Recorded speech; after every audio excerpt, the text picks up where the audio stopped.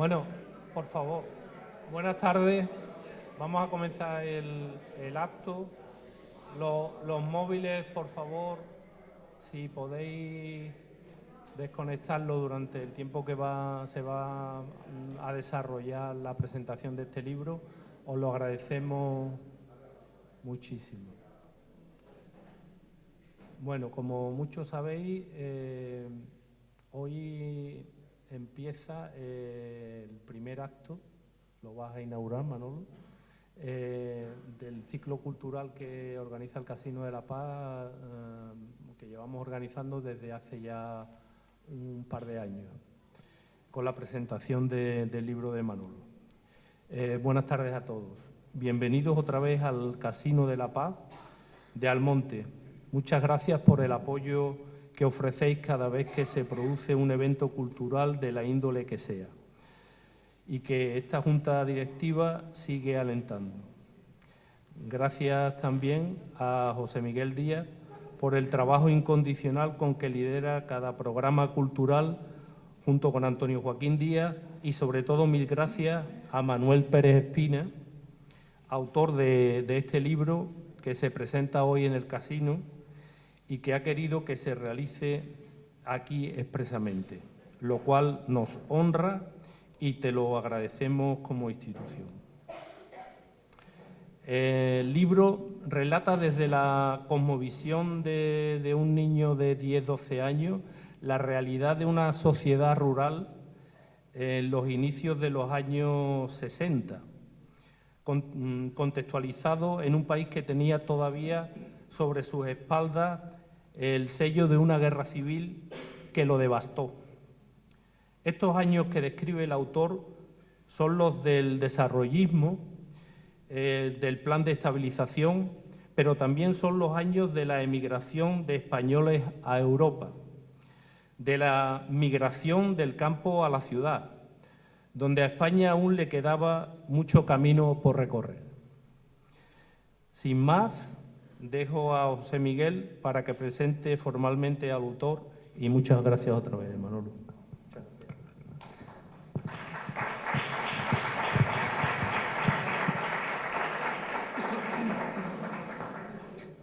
Gracias, Antonio, por la presentación del acto. A mí pues, me han pedido ser el presentador del libro.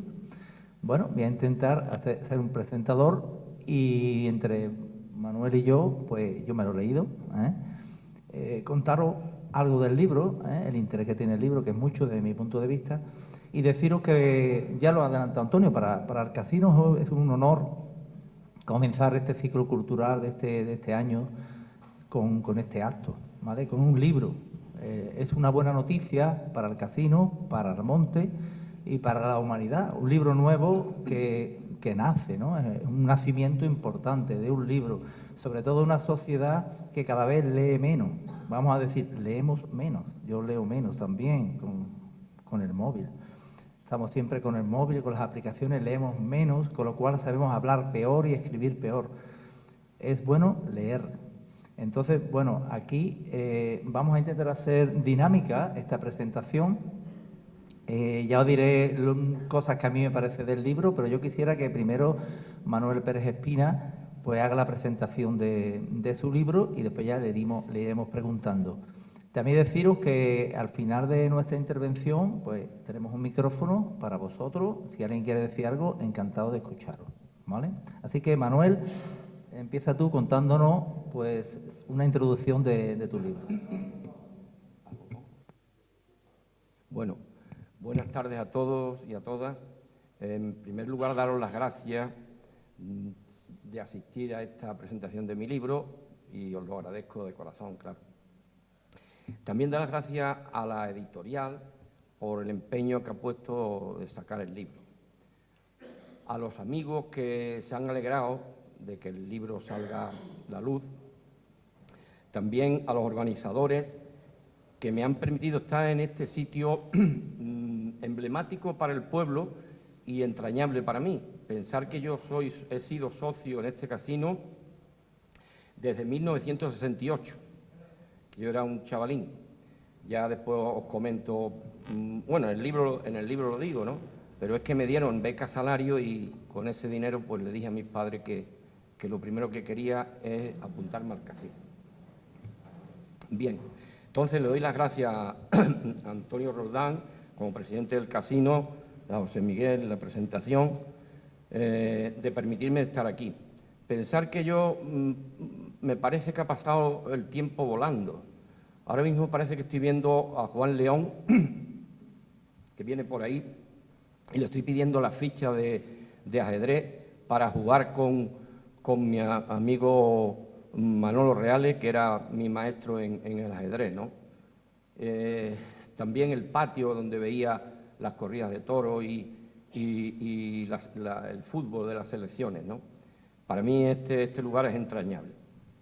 Bueno, dar las gracias también, evidentemente, a los amigos que se han alegrado, como dije, de que este libro saliese a la luz. Y a mi familia, a mi mujer, a mis hijos, que han estado a mi lado en todo momento, ¿no? Bien, ahora vendría la pregunta clave: ¿por qué he escrito este libro y para quién he escrito este libro? El por qué es porque tenía bastante material de las charlas que yo daba en las clausuras de los másteres del profesorado en las dos universidades. Y en otros sitios, también he dado charlas en otros sitios. Por ejemplo, aquí en Almonte, en el 2011, di una charla en la Ciudad de la Cultura, lo que es la Biblioteca Ana María Matute. Pero fijaros, la Ciudad de la Cultura, en mi época de chavalillo, aquello era la huerta de José María Reales, donde yo iba con el tirador, o el tirachina, a caer los dátiles de aquella palmera que había tan alta, y además estaban riquísimos los dátiles. Y ahora es la Ciudad de la Cultura. Eso da una idea de lo que Almonte ha cambiado. Para bien, claro, para bien. Bien, siguiendo con la idea que he dicho antes, ¿para quién he escrito el libro? Bueno, en principio fue para que mis hijos y mis nietos supiesen, conociesen mis vivencias, supiese de la fe que yo le tengo a la Virgen del Rocío, de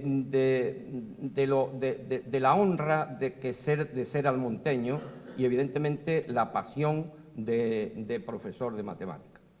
Por eso he escrito el libro. Hablando del libro en sí, tengo que deciros que no es un libro autobiográfico, son relatos autobiográficos.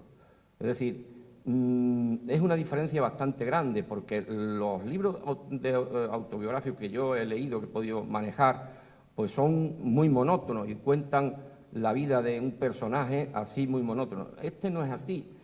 Este, de alguna manera, como yo le digo, cuenta los relatos autobiográficos en tercera persona. Es decir, yo estoy, por ejemplo, pues comprando en un supermercado o estoy arreglando una bicicleta y de pronto me acuerdo de una anécdota o de algo que tengo que contar. Voy al móvil, lo escribo en el blog de notas y inmediatamente sigo con lo que estoy haciendo, con el hoy.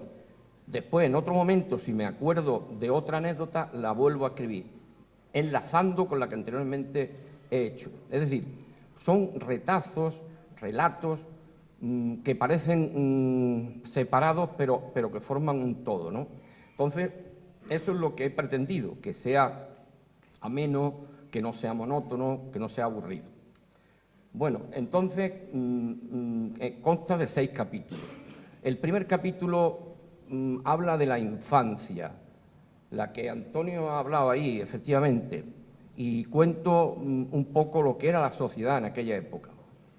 En todo el libro está constantemente Almonte presente, claro. En el segundo capítulo se titula el Instituto de Bollú del Condado. Es que, fijaros que yo, cuando terminé la escuela, aquí no había instituto. Entonces, la única manera de seguir estudiando era ir a Bollú del Condado.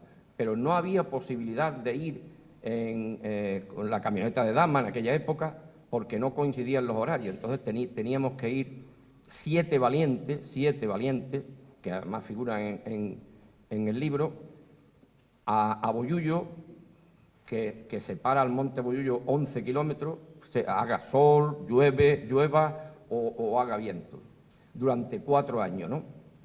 Precisamente el libro se llama El niño de la bicicleta por esta circunstancia, por la circunstancia de yo ir en bicicleta durante 4 años a Bollullo del Condado.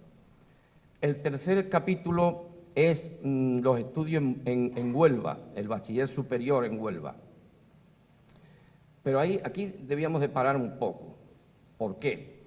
Porque fijaros que yo estudié en Huelva en el Colegio Menor Santa María de la Rábida, que era de Falange, ¿vale? Ahí en Huelva había 2 colegios menores para residir. Uno, el San Pablo, y otro es el Santa María de la Rábida. Este estaba más cerca del Instituto La Rábida y yo elegí este. Pero fijaros una cosa, por eso quiero deciros que parar un poco. En este colegio, el único alumno de Almonte que había en aquella época era yo. Almonte tenía aproximadamente 12.000 habitantes. De Bonares, el pueblo de mi mujer, que tenía aproximadamente 5.000 habitantes, había 6 alumnos allí. ¿A qué es debido eso? Pues debido a la desidia de las autoridades competentes en aquella época y a que la parte académica, los maestros, no informaban a los padres convenientemente para que esos niños que de alguna manera eran listos y podían seguir para adelante, pues puedan examinarse en Huelva y pueden darle beca, solicitar beca. Claro, no había información. Yo me enteré por primera vez que había beca, que me podían dar beca en Bollullo del Condado. Me llamaron expresamente en la secretaría y me explicaron cómo había que solicitar la beca. Y me dieron beca salario. Me dieron cerca de 90.000 pesetas, que en aquella época era un dineral. Y en el momento que me dieron esa beca yo podía ir a cualquier residencia de estudiantes, la mejor de España, porque estaba muy bien pagado. En la época de Franco se daban pocas becas, pero grandes. Bien, vuelvo otra vez a decir que en el pueblo de Almonte no se apoyaba la iniciativa de los chiquillos, de los chavales de 13 y 14 años que salían de las escuelas para que pudiesen seguir estudiando, sino lo único que sucedía es que esos chavales que salían de la escuela pues se fuesen a ayudarle a los padres o a trabajar en un taller, pero aquí en Almonte fundamentalmente. Bueno, el cuarto capítulo es ya el preuniversitario y la facultad en Sevilla. Sevilla, preciosa, me enamoré de Sevilla, la verdad. Bueno, el quinto capítulo, digamos, una vez que terminé la carrera, pues el ejercicio de mi profesión. En cuanto a mi profesión, he de decir que he logrado varios hitos o varios logros. En primer lugar, yo empecé a dar clase en el Colegio Claret de Sevilla. Tuve cerca de 15 años y ese colegio fue el primer colegio de Andalucía en introducir la informática en la enseñanza. Después, por varias circunstancias, sobre todo presionado por mi madre, que cada vez que venía al pueblo me decía que tenía que hacer oposiciones, me decía, mira fulana, mira Mingano, que está trabajando ahí tal y no la despide. Y yo, mamá, que yo tengo un proyecto de informática y tal, y estoy muy bien considerado y tal. Total, entre eso y los compañeros de la facultad que me decían que no tenía que estudiar nada, sino simplemente presentarme, pues me presenté a las oposiciones y saqué el funcionario de carrera del grupo A en la especialidad de matemáticas. Después, otra cosa importante también podía ser que dentro de la enseñanza estatal, junto con 2 compañeros más, pues creamos un instituto en Sevilla que es el Joaquín Romero Murú. Bien, el 6º capítulo y último es la jubilación, donde de alguna manera doy una serie de consejos basados en la experiencia, poesías, cuento para los nietos, en fin, ya es una recopilación de cosas. Eso sería, en cierto modo, el libro, los 6 capítulos que consta, ¿no? Bueno, con respecto... No, me queda una parte más. Con respecto a las dificultades que he encontrado, pues gracias a amigos, compañeros, etcétera, que me han ayudado, no ha habido ningún problema. Pero también ha habido logros, y eso es lo que quería resaltar y que lo he estado hablando con José Miguel y con Antonio. Hay 3 cosas en el libro que sobre todo una de ellas que os va a interesar, y son las siguientes. Una de ellas es, y fundamental, que en el libro tenéis el escrito original, repito, original, que hizo José María Castrillo Moreno, presidente de la Hermandad Matriz de Almonte, de modo de arenga al pueblo de Almonte para que en 1956 fuese a por la Virgen al Rocío. El escrito original. Sé que esto ha dado que hablar, digamos, aquí en Almonte en varios momentos. Bueno, pues yo, gracias a mi madre, que lo conserva todo, ese papel que publicó José María Castrillo lo conservaba. Y entonces lo he puesto en el libro para que lo sepáis. Y en cualquier momento surja esa controversia, podáis tomar partido. Bien, por lo demás, solamente deciros que los que compréis el libro, los que leáis el libro, os deseo que disfrutéis con la lectura, que os acompañe, que os sirva de relax o simplemente que os reáis un poco con las anécdotas que cuento. Eso es todo.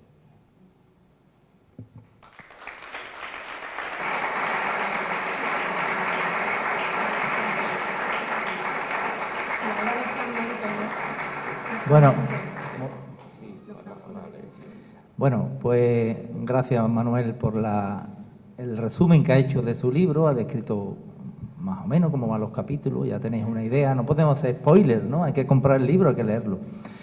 Yo tengo algunas preguntas, soy una persona preguntona.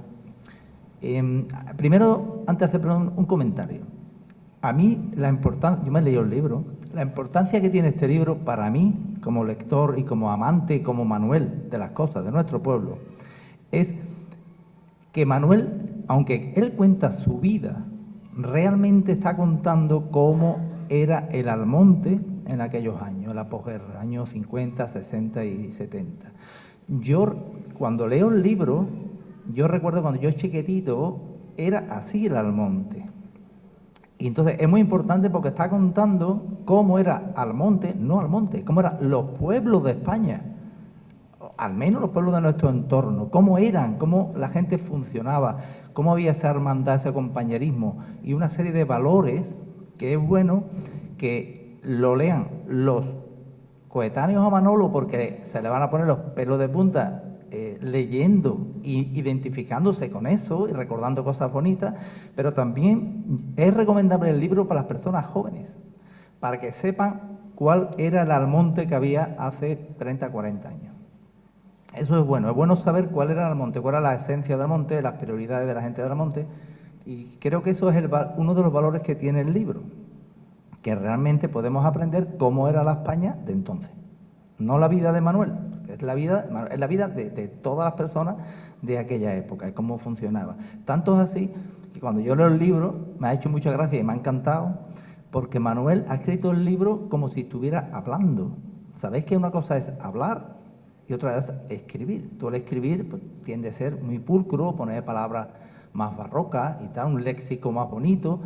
A Manuel eso no le ha importado. Él ha hablado, incluso usa modismos, usa léxico de Almonte. Y me ha hecho mucha gracia. A mí me ha encantado escuchar palabras que ya no se dice, no sé, cuando chiquitito decimos, un campito. ¿Qué es un campito? Eso no lo sabe nada más que aquí. Un campito es un campo para jugar fútbol. O, por ejemplo, ha dicho una cosa ahora mismo. No, pero caldista, todo el mundo sabe lo que es un eucalipta. Yo me refiero a cosas, por ejemplo, ha dicho una cosa que me ha encantado. Camioneta. No había camioneta, eso se ha perdido. Ahora se dice autobús, que es más nacional. Entonces, en estos pueblos de este entorno, Andalucía Occidental, teníamos una serie de vocablos, y en Almonte en particular, y él los pone aquí. Realmente tú lees el libro y es como si escuchara un audio de Manuel, ¿sabes? Es como si estuviera escuchándolo él. Porque íbamos para acá, íbamos al campito y encontramos una camioneta, cosas así que... Y eso me gusta mucho porque es el lenguaje de la época que yo ya he dejado de escucharlo, ¿no? Muchas cosas. Entonces yo pondría en valor el libro por lo que os he dicho, ¿no? Como lector y como amante de nuestras cosas. Él demuestra un amor infinito por su pueblo, por su casino, por eso ha tenido bien presentarlo aquí.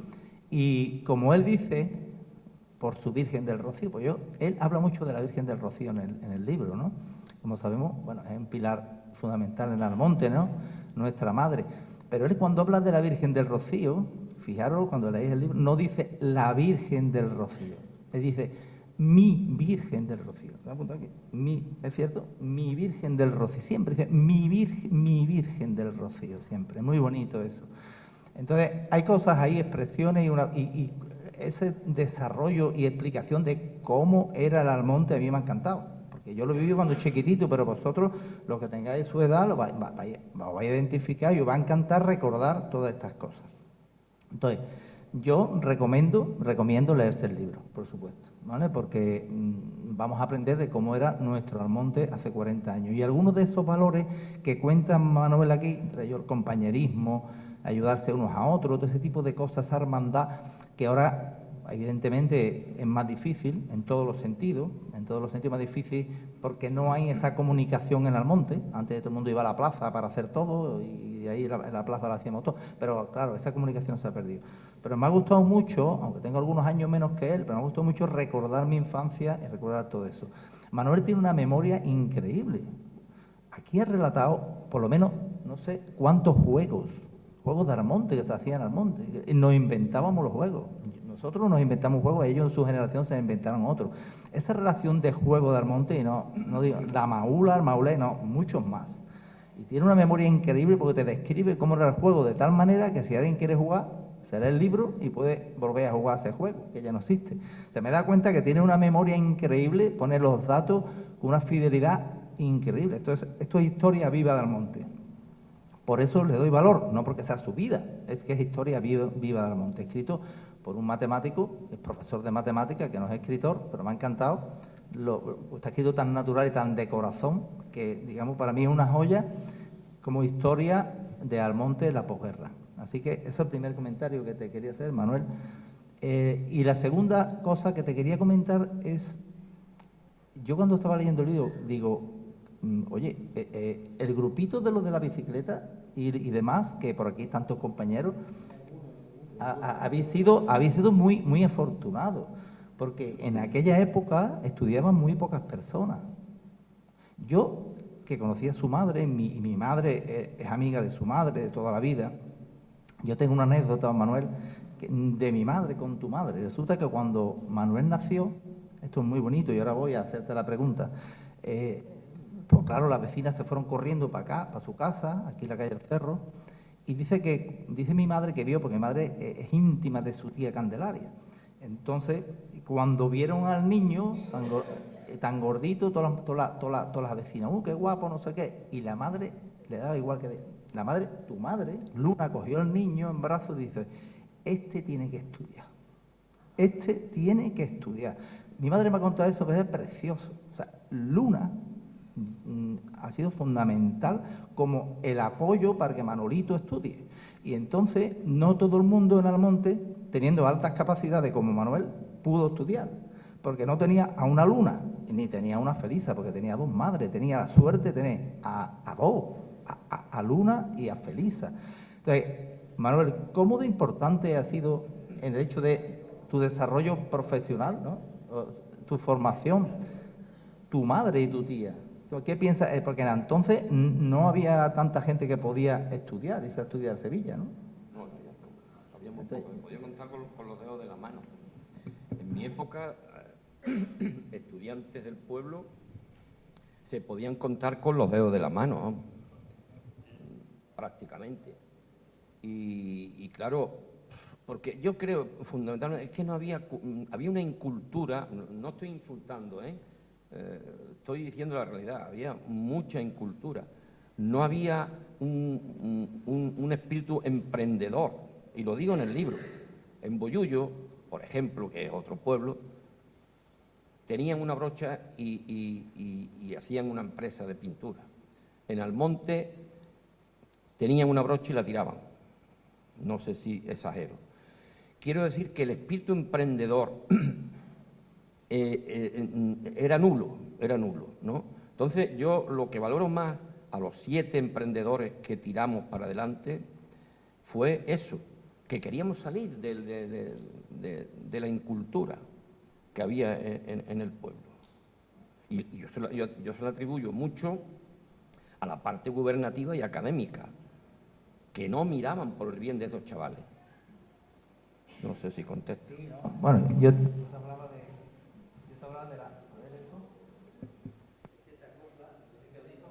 Vale, yo te hablaba de la importancia de la familia, ¿no? Como, si no nos arropa la familia.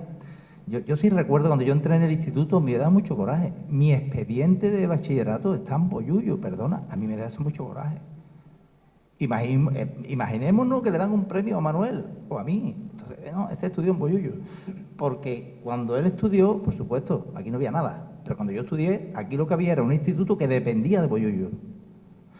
Mi generación fueron una de las generaciones que estuvieron en la calle manifestándose para conseguir la independencia del Monte. ¿Y por qué no tenía independencia el Instituto de Monte? Porque la desidia que había aquí. Pero eso, por fin conseguimos la independencia, ¿no? Pero nosotros nos da coraje, ¿no? Haber estudiado en Bollullo. El Monte era más grande que Bollullo, era más rico. Y sin embargo no había instituto propio, ¿no? Eso lo padeció Miguel con su bicicleta, digo Manuel con su bicicleta, y yo lo padecí porque mi expediente está en Bollullo, yo quiero tenerlo en el Monte, ¿eh? Entonces te decía lo de tu madre, lo de la familia, eso es fundamental para en aquella época poder estudiar y hacer todo lo que tú hiciste, ¿no? Y entonces, pero a cambio de, digamos, el esfuerzo que hizo tu familia, yo quiero comentar y te quiero pedir que leas un pasaje, y él tiene preparado algunos que quiere leer, que lo lea después si te parece, pero te voy a pedir uno, Manuel, que quizá no te lo esperas. Permítame que barra por nuestra acera, ¿eh? Nosotros somos docentes de matemáticas, los dos, sabéis la dificultad que hay a la hora de dar matemáticas. Es complicado. Manuel tiene mucha experiencia. Pero yo te quiero hablar de una cosa, y es la palabra sacrificio. Manuel tuvo todo el apoyo que tenía que tener de su familia, pero hace falta sacrificio. No solo para ir en bicicleta a Bollullo, viendo esas acacias que tú cuentas en el libro tan bonita, sino después en Sevilla irte solo, después no sé qué, después buscarte la vida aquí, buscarte la vida allí. Yo te quiero hablar del sacrificio. Es importante el sacrificio para todo, para estudiar, para trabajar. Y es verdad que algunas veces brilla por su ausencia el sacrificio de los estudiantes, en mi caso y en el suyo, y en las empresas donde se hace. Brilla por la ausencia, el sacrificio. Y yo tengo una cosa. El pasaje que yo leí, que le voy a pedir que él lea, será distinto a lo que él quiere leer. Pero yo quiero, hablando de sacrificio, que entonces en esa época había mucho sacrificio, se esforzaba mucho la gente por las cosas, ahora cada vez la gente es más cómoda, no entiende el valor del sacrificio y es una pena, porque las cosas se consiguen con trabajo. Yo tengo aquí el pasaje, si me lo pueden leer, sacrificio, y me ha encantado esto, se llama Por ser profesor. ¿Te lo sabe de memoria? Bueno, antes de leerlo, tengo que decir que esto fue lo que os dije antes. El capítulo 6 es un poco unas reflexiones de vida, que me he atrevido a haceros, que vaya a leer el libro. Y entre ellas esta, claro. Bien. Se llama Por ser profesor. Por ser profesor de matemáticas, por enseñar lo que llevaba dentro, he perdido estar cerca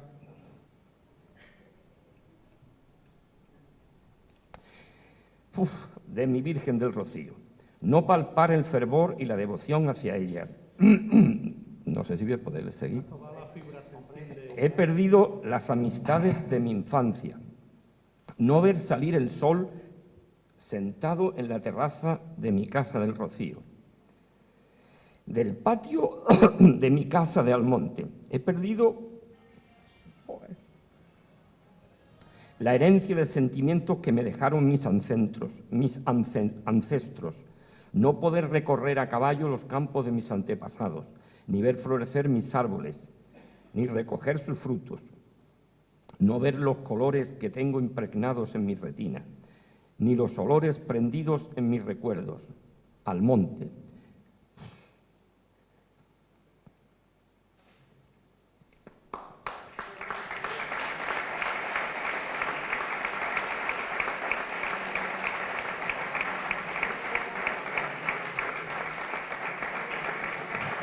Bueno, Almonte, yo por ti muero.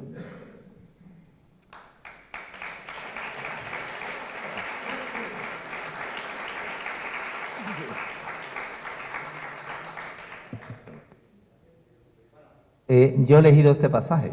Yo me he emocionado, no tanto como él, ¿no? Pero también, hombre, yo sé lo que es sacrificio. Y los que estamos aquí sabemos lo que es el sacrificio.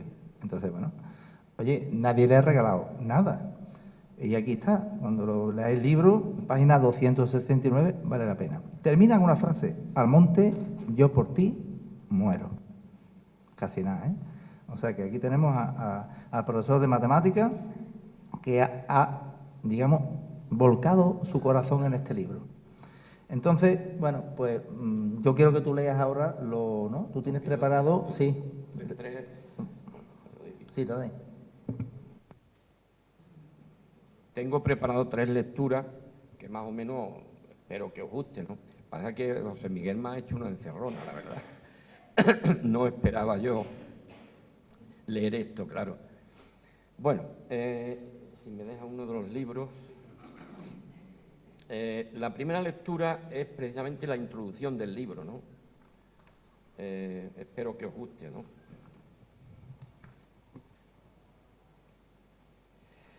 Introducción.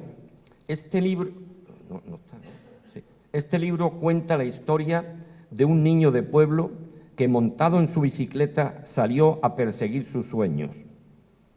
Partió como campo de siembra sin conocer el barbecho, sin más rosas en el alma que aquellos ardientes besos que le daba su madre a las puertas de su colegio. Por caminos de olivares y viñedos, el niño se fue perdiendo. Por campos de amapolas, verdes trigos y altos vuelos, su juventud fue creciendo. El tallo maduró en espiga, siega para otros graneros. Vinieron viñadores nuevos, que alumbraron sus sueños y su alma se llenó con gozo de vino nuevo. Las flores de su memoria se abrieron al sol de sus recuerdos. Ahora este niño viejo, romero, siempre romero, se va por la senda de la vida a cazar otros luceros y a cruzar mares azules con las pisadas del viento. Quiere para esta última andadura surcos de blancos veleros y una mochila de luz repleta de blancos sueños. Agradece a su familia los arrullos de aliento y a los que le ayudaron a desnudar sus adentros, decirles: os quiero. Comienza la aventura.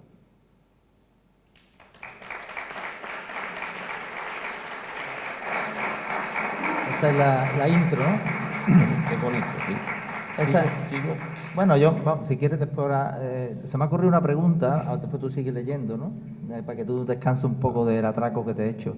Lo siento, Manuel, pero es que a mí me gustaba esto. Yo creo que valía la pena leerlo aquí, esa cosa tan bonita, ese sacrificio que tú has hecho, tan grande. Y hay una anécdota ahí que me ha hecho mucha gracia. Manuel se iba con sus primos, los engorda, aquí hay muchos engorda que yo conozco y estoy encantado de verlo. Todas las personas que estáis aquí me ha dado una alegría grandísima de ver a las personas que estoy viendo aquí, que hace tiempo, algunos que no veía. Y se metía la Virgen, como decimos nosotros, ¿no? Con las engordas y eso. Cuando pasó el tiempo, Pues resulta que no se le ocurre otra cosa, que estaba en el Rocío porque se compró un charré y estaba vestido de flamenco. Y va el lunes de Pentecostés, ya pasado estos 20 años ya, que ya en Almonte no lo conocía mucha gente. Y va, se acerca a la Virgen, ¿y qué quiere usted que pasó? Y cuando lo vieron vestido de flamenco, vamos, un poco más, y lo tiran a la marisma con los tirantes. ¿Dónde vas? ¡Fuera de aquí! ¡Ursa de aquí! No sé qué cuánto. Le dijeron de todo. ¡Fuera de aquí! ¡Plancheado, forastero! Digo, Manuel, ¿cómo se te ocurre ir con los tirantes de esto? ¿Por qué? Porque ella había pasado 20 años, se había convertido en una persona que estaba ya fuera de contexto, ¿verdad? Y ya no se acordaba de cómo se metía uno en la vía ni nada. Entonces, bueno, una cosa que yo quiero hablar con Manuel, tengo que aprovechar la presencia de Manuel. Para mí es una persona muy valiosa, como comprenderéis, y yo quiero aprovechar su experiencia como profesor de matemáticas. Bueno, es igual que sea de matemáticas o que sea de cualquier asignatura, como profesor de secundaria. Él tiene una experiencia grandísima y la sociedad no tenemos que aprovechar y sacar fruto de personas como Manuel, que lo han dado todo por la docencia, aunque muchas veces no está agradecida, ¿no? Actualmente, de hecho, a mí me han propuesto que en este casino se organice una mesa sobre la educación en la actualidad. El problema de la educación en la actualidad es un gran problema, entre otros que tenemos en esta sociedad.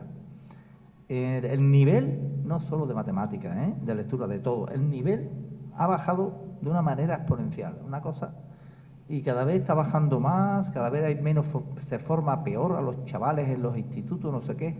A mí me gustaría que Manuel, esto es otra encerrona, no lo sé, nos dijera con su experiencia cuál sería...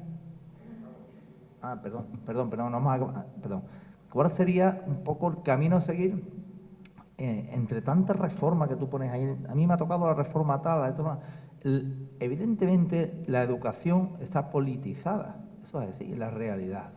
Y hay muchísimos fallos. Me gustaría aprovechar que está aquí Manuel con su experiencia para que nos diga un poco la línea en qué se debería revertir la educación para que realmente los profesores, los profesionales podamos enseñar mejor nuestras materias. Porque lo que nos encontramos en la clase actualmente, y yo soy un privilegiado, que tengo a los niños que son los que más estudian ingenieros, son los mejores de Andalucía, pero hay otros compañeros que tienen unas clases que es imposible dar clases. Y aparte, políticamente tampoco nos ayudan, las cosas como son. Entonces, que nos diga Manuel un poco cómo ve la educación actualmente y cuál sería la línea a seguir, a ver si algún político de turno pues tienen en cuenta lo que dicen expertos como Manuel.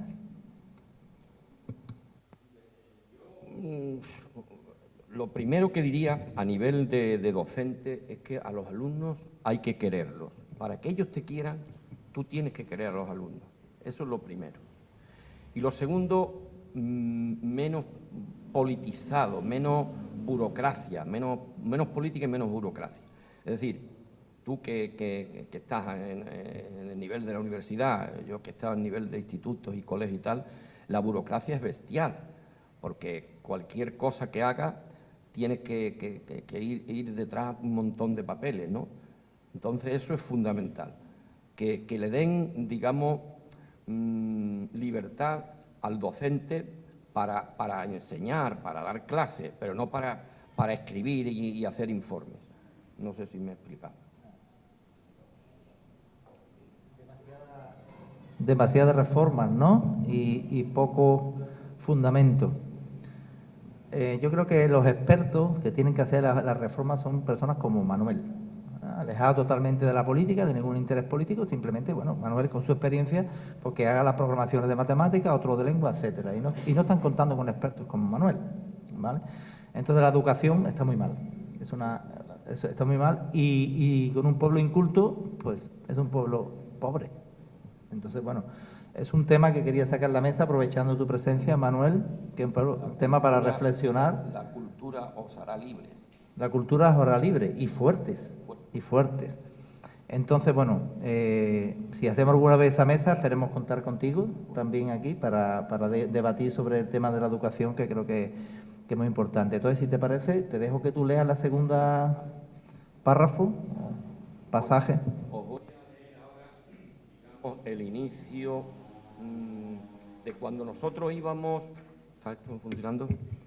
Cuando nosotros íbamos a Bollullo, pues en la carretera de Bollullo había unos árboles que eran acacias blancas.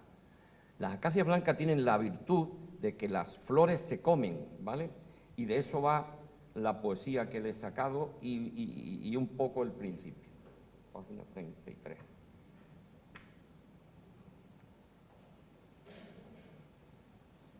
Bien.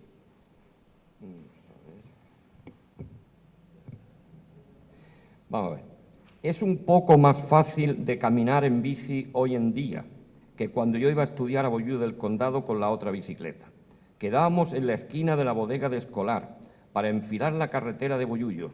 Pasábamos la bodega de don Juan Cepeda y ya estábamos en dicha carretera, con sus árboles de acacias blancas a ambos lados de la misma.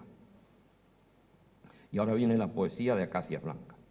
Esbelta y feliz se te ve, no pides nada para ti, iluminas la carretera y los caminos colindantes, acacias blancas de mis recuerdos, me serviste de comida en mis paseos, de cobijo de la lluvia y del sol en otros tiempos. Entre tus verdes y rígidas ramas emergen tus blancas y suaves flores. Con las primeras luces del día erais como alas blancas que impulsaban mi bici. Se me iluminaba el rostro nada más verte. Al final de la jornada, cuando yo regresaba a mi casa, al movimiento de tus hojas por el aire, emitían un bello trino de paloma blanca. Dios, cuántos recuerdos.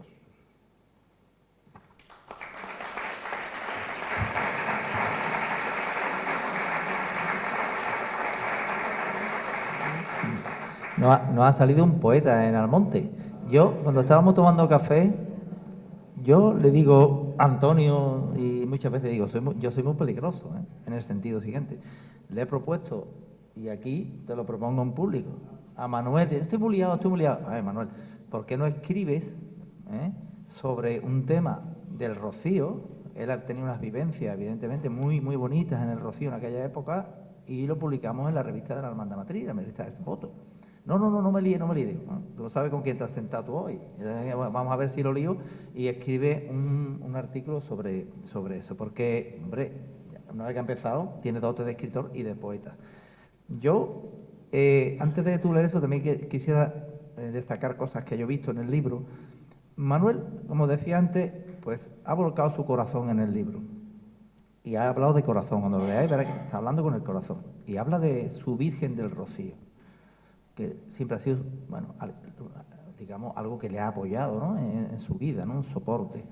Yo hablaba de su madre, pero también cuando lees el libro, aparte de la Virgen del Rocío, que es lo primero, y su madre, pues nombra mucho y hace mucho hincapié, y se ve claro que tiene amor y que ha sido importante en su vida su mujer, Lina. Y lo dice Lina de Bonares. Yo me he enterado que Lina es de Bonares, hablando muchas cosas de Bonares. Yo no sabía de dónde era Lina, pero él muestra el amor por la mujer de su vida en el libro, es precioso. Y yo quiero que cuente en 2 palabras, pues, la importancia que ha tenido Lina en tu vida, porque al fin y al cabo que cuenta la vida, tu vida, ¿no? Entonces, la importancia que ha tenido en tu vida, en tu profesión y en general en tu vida. Que nos diga 2 palabras sobre eso. Mi trabajo, Manuel. Uy, por Dios. Mi trabajo. Ay, madre mía. Bueno, no sé, vamos a ver, yo, ¿cómo te diría? Iba buscando un modelo de mujer. Y... A ver lo que va a decir, Manuel. A ver lo que va a decir. Y en ella lo encontré. Y entonces, pues ya... todo, mira, te voy a contar una anécdota ya que viene el tema. A mí me dieron una... ¿Tú te acuerdas? Tú sabes que cuando en el último año de carrera, pues siempre hay posibilidades de salir a otra universidad, ¿sabes?, por una beca.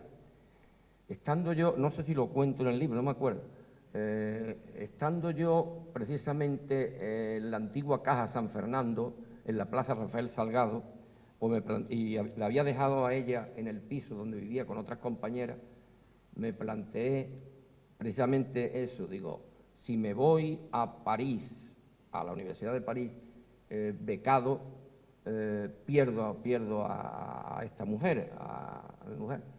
Y después de pensar mucho y tal, renuncié a la beca y opté por ella. Es una decisión o una suerte, porque no siempre se acierta, la verdad, y gracias a Dios la he tenido. No sé si te contesto. Pues nada, pues lee lo otro, ¿no? el siguiente pasaje, si te parece, ya vamos a ir terminando. Bueno, este pasaje voy a nombrar a algunos del público, que no se vaya a enfadar mucho si lo nombro, ¿no? Bueno, la Virgen vino al monte en 1971 y hizo el recorrido por las calles del pueblo y precisamente por mi calle del Cerro. Y ese es el pasaje que voy a leer. Y dice así. Así fue, a eso de las 9 de la mañana del domingo 16 de mayo de 1971, había mucho movimiento dentro de la iglesia. Un grupo de almonteños estaba cogiendo sitio para el salto de la reja. Los santeros y la camarista estaban expectantes. La Virgen estaba en su trono vestida de reina. Cada vez se congregaban más almonteños alrededor de la cancela de hierro que separa el presbiterio del resto del templo. De pronto, sin avisar, salta uno, otro y otro la reja. Se produce el ansiado salto. Suenan los primeros gritos de esos intrépidos almonteños. ¡Viva la Virgen del Rocío! ¡Viva la Madre de los almonteños! ¡Viva la Reina de las Marismas! ¡Viva! ¡Viva! Contesta a todas las personas que están en la iglesia. Se abre la cancela de hierro para que pase la Virgen. ¡Vamos para adelante con ella! ¡Viva y más viva! Aplausos y vítores y más vítores. La Virgen sale de la iglesia y el gentío que está congregado delante de la puerta coge toda la plaza Virgen del Rocío y sus alrededores. La Virgen poco a poco baja los escalones de la salida de la iglesia y se dirige hacia la calle del Cerro, mi calle. Allá voy yo, detrás de ella. Pasa la casa de Felipe Espina. Va llegando al casino, donde se detiene un poco. Continúa los vítores, los vivas. Desde los balcones se lanzan pétalos de flores. La Virgen se mueve en un mar de almas almonteñas. Yo me voy situando y vislumbro entre el gentío alrededor de la Virgen a Pedro el Momo. Me hace un gesto con la cabeza para que me meta. Le digo que voy a esperar que llegue a mi casa. Viene mi primo José María, que es fuerte. Hace varios intentos de coger sendos bancos de las andas. Por fin lo consigue. Pasa la Virgen la casa de Cepeda. Va llegando a mi casa. Es el número 30. Veo a mi primo Curro que me avisa para meternos y le doy el ok. Allá voy. Pido a uno que me deje un sitio que está ahí mi casa y meto el hombro izquierdo primero como si fuera un cuchillo en mantequilla. Solo que aquello era el principio del banco izquierdo trasero de la sanda para empujar hacia mi casa. Allí estaban, además de mis padres y mi tía Felisa, todas las amigas de ellas, además de los vecinos y familiares, subidos en las ventanas del soberano, las dos ventanas de la planta baja y dentro de la propia casa. Bueno, ese es el pasaje.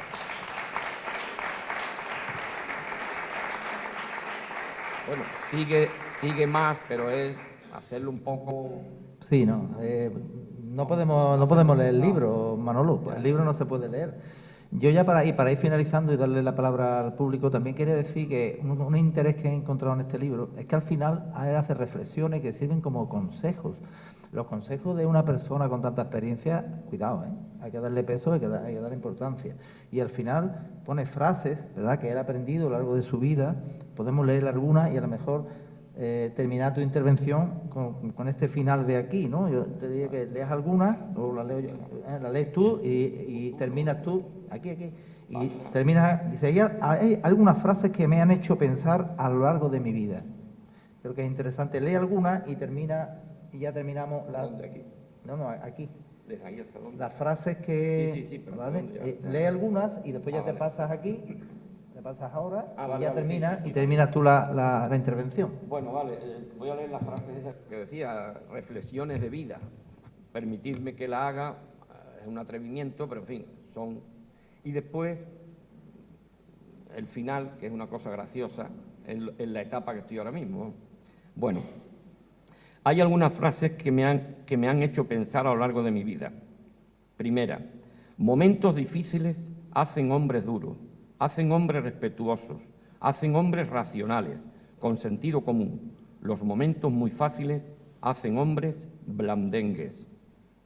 Segunda frase, perderse es aprender a buscar el camino. Tercera frase, el ojo nunca olvida lo que ha visto el corazón. Cuarta frase, se duda de todo cuando no se sabe de nada. Es el leitmotiv de los necios. Quinta frase, no importa lo que eras, sino en lo que te has convertido. Sexta frase, los momentos buenos hay que disfrutarlos, porque los malos vienen sin avisar. Séptima frase, la amistad aumenta las alegrías y amortigua las angustias. Octava frase, los educadores debemos ser sembradores de valores. Hemos de ser como las espigas, firmes en el suelo, sensibles al viento, duros en la trilla y al final haciendo pan. Novena frase, educar es hacer no solo que los alumnos hagan lo correcto, sino que disfruten haciéndolo. No solo hacer personas trabajadoras, sino personas que quieran el trabajo. No solo individuos con conocimiento, sino con amor al conocimiento. Décima frase, hay que hacer un pacto por la educación. Onceava frase, en la formación está la base del trabajo. Doceava frase, hay que agradecer no solo al que te da el dinero, sino al que te quita ignorancia. Treceava frase, la felicidad en la profesión no la da el dinero que se gane, ni el poder que se adquiera, sino la satisfacción del trabajo bien hecho. Y esto se consigue con la vocación y la formación. 14ª frase. La dignidad del ser humano debe de estar por encima de las ideologías. Ahora estoy en la etapa mágica. Desaparecen y aparecen las cosas como arte de magia. Me desaparecen las llaves de casa y aparece la mesilla de noche de la habitación de al lado. Desaparece el mando de la barrera y aparece encima de la mesa de la cocina. Aún sigo asesorando a los hijos y le doy clases de matemática a los nietos.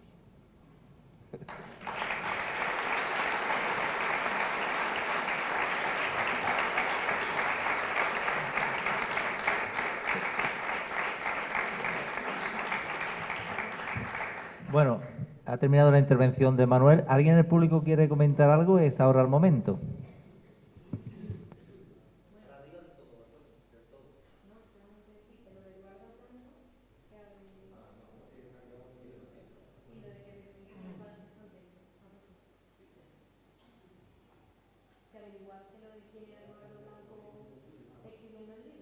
Ha hecho 2 peticiones. Sí, mi hija, bueno, es que, vamos a ver, mi hija que ha leído el libro, claro, pues hay un apartado que a lo mejor interesa a vosotros, que es que a raíz de escribir el libro, pues una vez que me metí en este tinglao, pues ya surgieron distintas cosas, y entre ellas que en mi casa, de aquí, de la calle El Cerro 30, había un portón de madera en el cual estaba esculpido el nombre de Eduardo Blanco, en el San Juan, vamos, de la casa. Y de pronto me entero que el Ayuntamiento de Almonte le ha quitado una calle, en el callejero, vamos, precisamente a Eduardo Blanco, y se la ha puesto a María Ojeda Cepeda. Eso me impulsó a mí a enterarme quién era este Eduardo Blanco de mi portón y quién era el Eduardo Blanco de la calle, del callejero. Bueno, pues gracias a las averiguaciones que hice, los contactos que tuve, gracias a Manuel Ángel Taillefer, que recurrí, y a Javier Coronel, que son historiadores de Almonte, os puedo decir lo siguiente. El Eduardo Blanco de mi casa era un orfebre y herrero, y evidentemente ya mi familia me había dicho que vivió allí y que mi bisabuelo le cambió esa casa por otra y dinero. Por lo tanto, me quedé tranquilo, porque todas las averiguaciones que yo hacía ahora después lo cuento, iban por otro camino. Con respecto al Eduardo Blanco, que estaba en el callejero de Almonte y que se lo han quitado de allí, pues es un señor que, entre otros oficios, era abogado, ocupó puestos relevantes en la administración y parece ser que a lo mejor hizo algún favor a algún almonteño determinado o a varios, y entonces decidieron ponerle la calle. No tiene ninguna relación con política ni nada del otro mundo, vamos. No sé si eso es lo que tú querías decir. ¿Qué? Ah, bueno, que me dice mi hija, ya lo he dicho, que me dieron un beca salario, que eran cerca de 90.000 pesetas, y gracias a eso pues pude ir a la mejor residencia que había en Sevilla, que era la residencia que había en el Palacio de San Telmo. Era seminario y colegio mayor también. Y colegio mayor, sí, residencia. Y entonces pude estar allí. Eso es lo que quiere decir. Y allí conocí a gente muy importante, concretamente el director que estaba allí en el momento, tenía los 92 años, veranea en Matalascañas, don Juan Reina, una bella persona, y que cuando yo presente este libro en Sevilla, me ha prometido que va a venir a la presentación. No sé si eso es lo que quería. Si alguien quiere hacer una pregunta, que creo que sí, me pide el micrófono.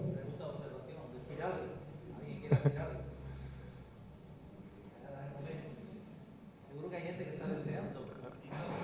Espérate. Buenas noches. Tú por tu profesión eres un hombre de números, de cifras. Entonces, ¿cuál fue tu motivación para sacar tus memorias, este libro y también escrito? Que yo no sabía que tú escribías también. ¿De dónde te salió eso a ti? Vamos a ver, sobrino. Cuando yo era joven, recuerdo que aquí había una revista del ayuntamiento y como me está haciendo aquí también proposiciones deshonestas, de que colabore y tal, pues en aquella ocasión me hicieron proposiciones y tal, y escribí algunos artículos con el seudónimo, sin mi nombre, de Oliver. Entonces, yo siempre he tenido inclinaciones literarias, pero no las manifesté. Sobre todo con mi mujer, escribirle poesías y cosas de esas, ¿no? Para convencerla, porque a veces se ponía reacia y la única manera era pues escribirle alguna que otra poesía. Y bueno, sí, pero yo qué sé, es que una vez que me jubilo y pienso que mis hijos, sobre todo los nietos no se creen la vida que ha llevado uno, ¿no? Ir a estudiar a 11 kilómetros, tal. Entonces, pues, como de las charlas que daba los másteres de la universidad, resulta que se titulaba antes de la facultad, en la facultad y después de la facultad, y tenía mucho volumen de material, y digo, mira, esto es la única manera, si lo recopilo, pues tal. Y ya una vez metido en faena, pues ya lo amplié, ¿vale? No sé si contesto a lo que... ¿Alguien quiere algún comentario? ¿Nadie? ¿Sus amigos, aquellos que fueron con él a estudiar con ese sacrificio? ¿Algún niño de la bicicleta? ¿Sí? ¿Hay algún niño de la bicicleta aquí que quiera comentar algo? Dale el micrófono a Pedro. ¿Quién? Allí.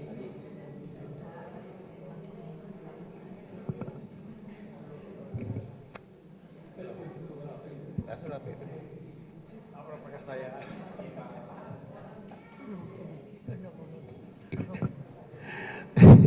Buenas noches.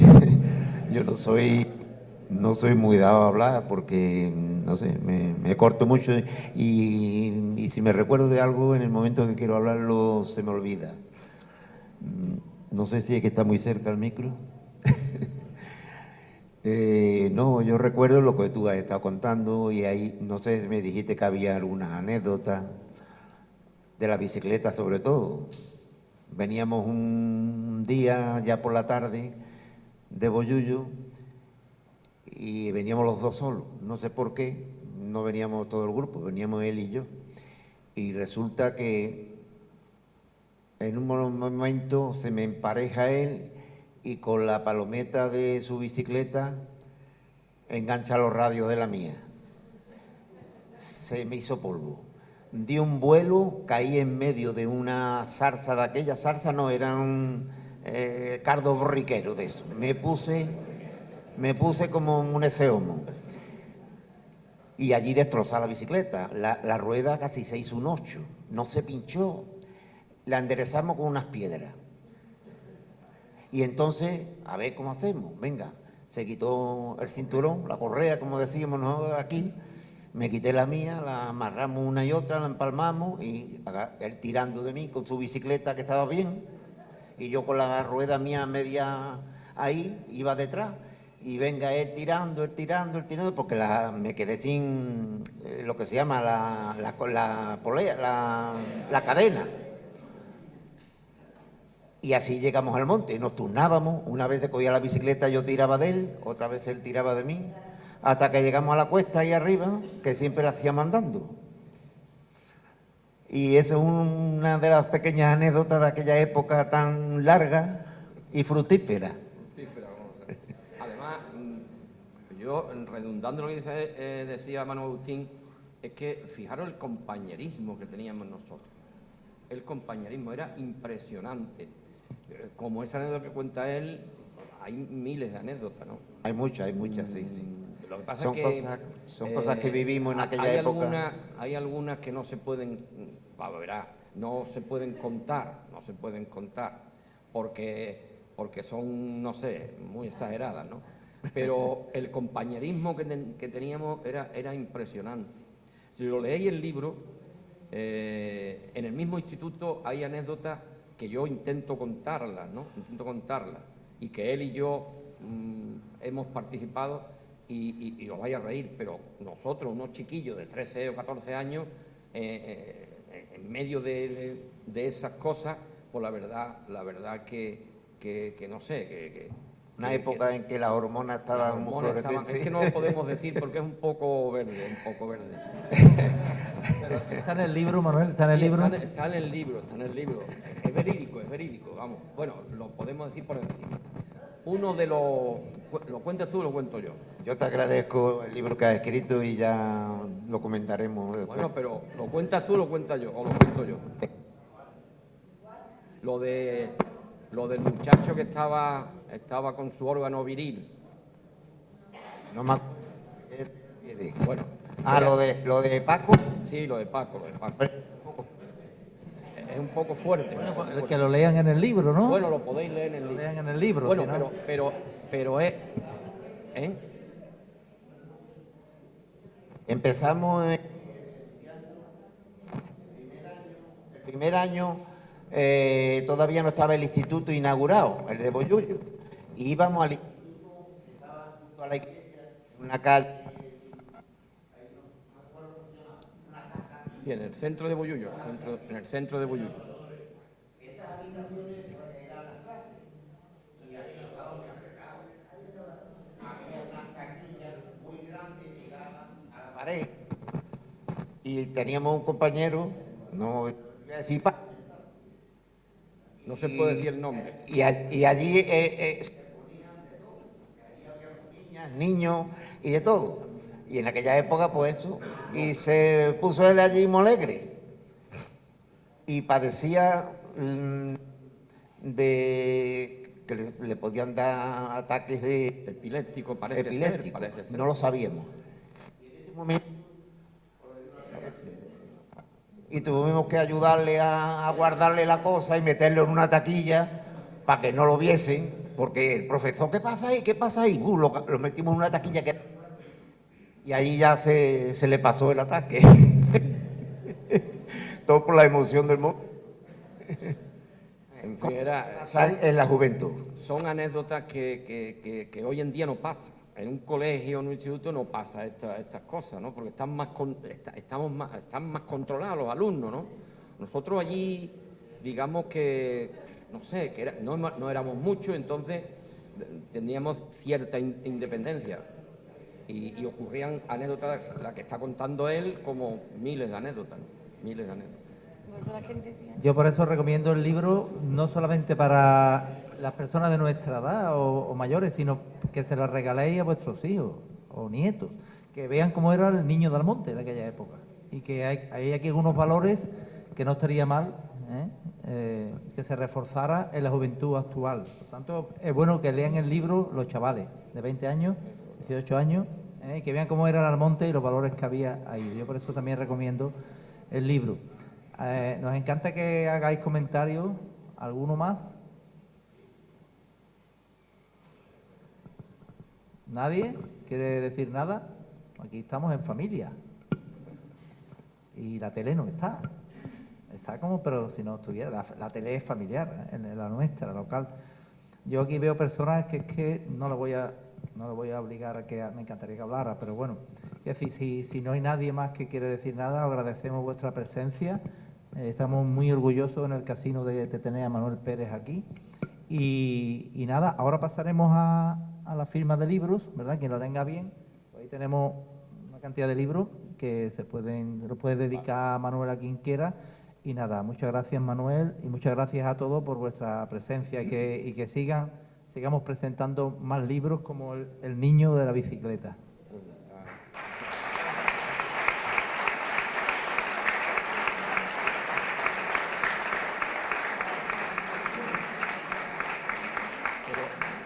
Espero que haya sido ameno la presentación y no sé, y no haya sido aburrido, ¿no?